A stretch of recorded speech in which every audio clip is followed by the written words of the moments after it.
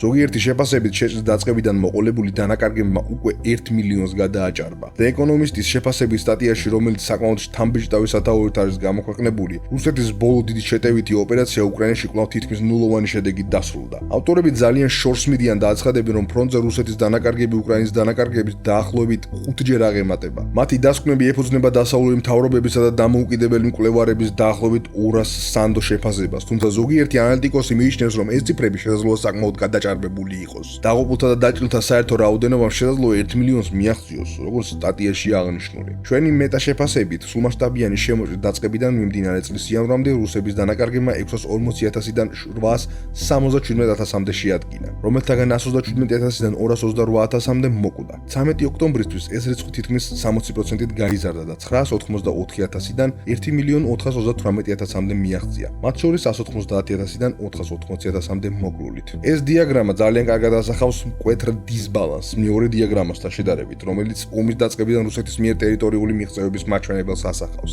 თითქმის 1,5 მილიონი რუსი ჯარისკაცი დაიღუპა ან დაიჭრა. მიუხედავად ამისა, მოსკოვი დღეს უფრო ნაკლებ ტერიტორიას აკონტროლებს ვიდრე თითქმის 3 წლის წინ. უკრაინელებმა იციან, რომ ომი ამა თუ იმ ფორმით დიდხანს გაგრძელდება. სწორედ ამ კონტექსტში უნდა იქნას გაგებული კიევ-სტოკჰოლმის პოტენციური შეთანხმება გრიპენის გამანადგურებლების მიწოდებასთან დაკავშირებით. ინტერესის შესახებ წერილის თანახმად